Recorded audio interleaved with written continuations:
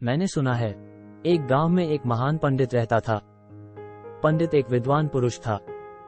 उसने सारे शास्त्र पढ़ रखे थे, लेकिन सिर्फ पढ़े ही नहीं थे, बल्कि उन्हें अपनी जिंदगी में अवरोपित भी किए थे। पंडित तर्कनिष्ठ था।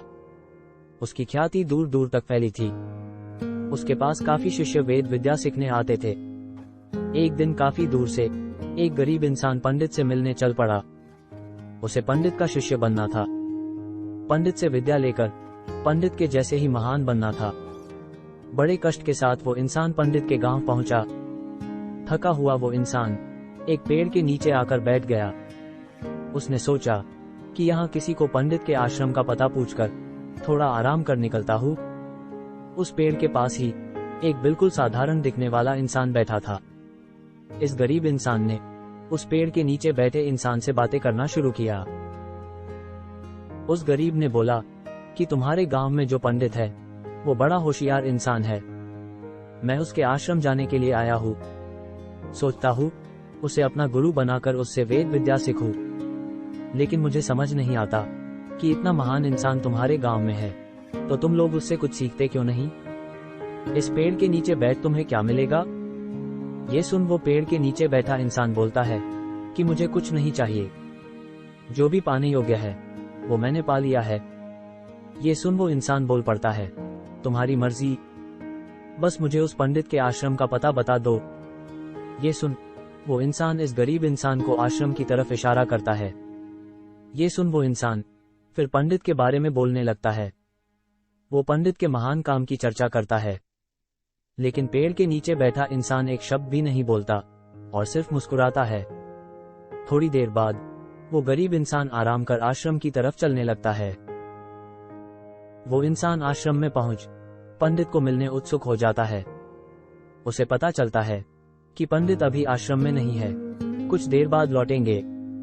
ये सुन वो इंसान काफी आशा के साथ पंडित के आने का इंतजार करता है। कुछ देर बाद उसे पता चलता है कि पंडित आ गया है और उसे मिलने के लिए पंडित के कमरे में भेजा जाता है। अंदर जाकर वो गरीब इंसान देखता है तो उसे एक बड़ा झटका लगता है। पंडित और कोई नहीं बल्कि पेड़ के नीचे बैठा इंसान ही होता है। ये देख वो गरीब कुछ देर शर्मिंदा होकर बैठा रहता है। पंडित उसे अपना शिष्य स्वीकार करता है और उसे जाने कहता है, लेकिन जाने से पहले वो गरीब अपने आप को एक सवाल पूछने से रोक नहीं पाता। वो पंडित से पूछता है कि मैंने आपसे इतनी बातें की, लेकिन एक बार भी आपने मुझे ये नहीं बताया कि मैं ही वो महान पंडित हूँ। ऐसा आपने क्यों किया?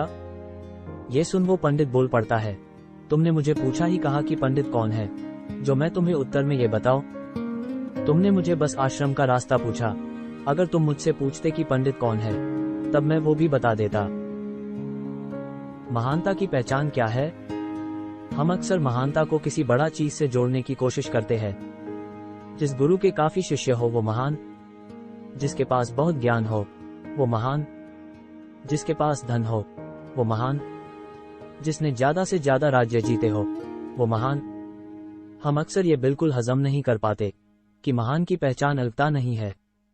अलग होने के बाद भी जो बिल्कुल साधारण दिखे वही महानता की पहचान है। जिसकी महानता दिखाने की कोशिश खत्म हो गई है। जो ज्ञानी तो है लेकिन ज्ञान पर दावा नहीं करता। जो धनी तो है लेकिन धन पर दावा नहीं करता। दावा करने की जरूरत खत्म हो गई है।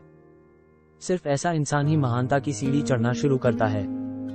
किसी महान इंसान के आने के बाद लोग तालियां बजाते हैं।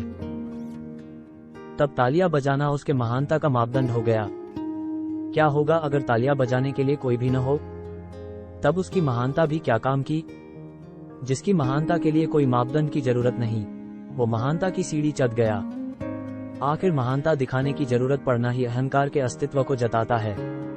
अगर हम पंडित होते तो हम में से कितने लोग उस गरीब को मैं ही पंडित हूँ ये बोलने के लिए आतुर हो जाते? आतुरता है तो महानता नहीं हो सकती। अगर महानता बिल्कुल साधारण है तो उसकी पहचान कैसे होगी? इसलिए एक महान इंसान की पहचान दूसरा महान इंसान ही कर सकता है। और भला क्या साधारण बनना आसान है?